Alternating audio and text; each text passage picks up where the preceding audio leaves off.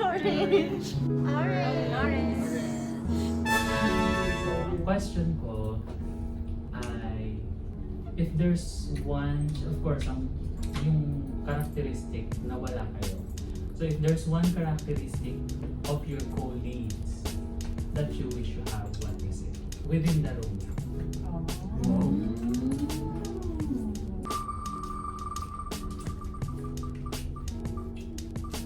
Ano pa din?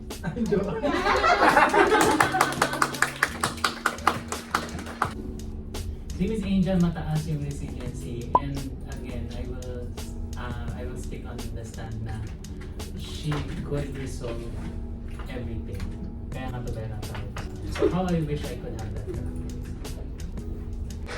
Sa akin, siguro more on strength na gusto kong pagiging articulate ni Miss Alpha nitong gano'n. Yun yung something na gusto kong makuha din. O siguro yung leadership charm ni ito. Kahit anong awkward or badness, yung i-announce na magiging light yung conversation. So, Hindi pa yung pagiging masugalin ni Erica sa mga kabagayan. Yung over time, challenge ko na rin.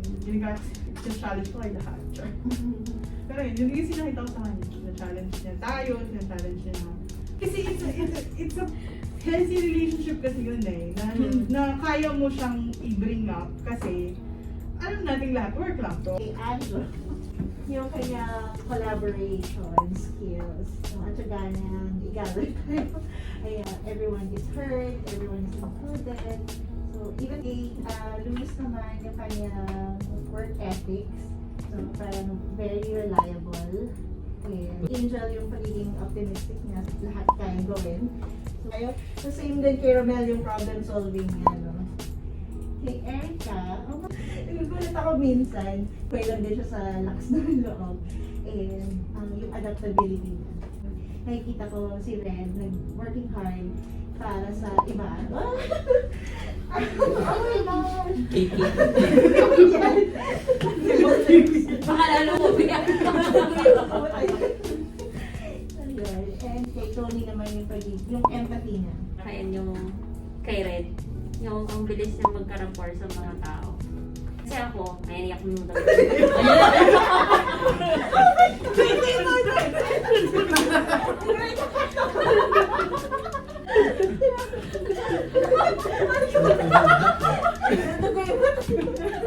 Gusto kong ma-develop yun kasi it helps build network yun.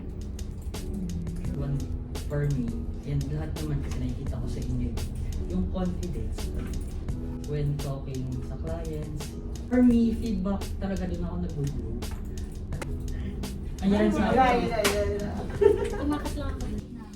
Confident kami.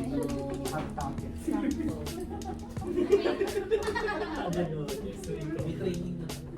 Yung characteristic na wala ka, if there's one characteristic of your colleague na within the room Nawala na ako. you wish you have. Yes. Oh. Pero Sa akin, right now, si Romel. So, ang tawag dito, si would know si Romel, parang siya, more on logical and critical thinker siya. So, pag naglalaro kami, parang tawag dito. Nagugulat ako yung na-explain niya yung reason behind dun sa kung bakit niya ginamit yung gano'n. Di ba naalala mo, Romel, naglalaro tayo before. So, tapos kailangan sabihin mo off the record kung gusto mo. Ano bang kayo? Merong mga characteristics na wala ako. Madami. Number one talaga. Si Alpha. I think Alpha kasi is super nice and pasensyosang tao. And that's one thing na overtime parang nawala na sa akin. Ay, yun lang. Thank you guys.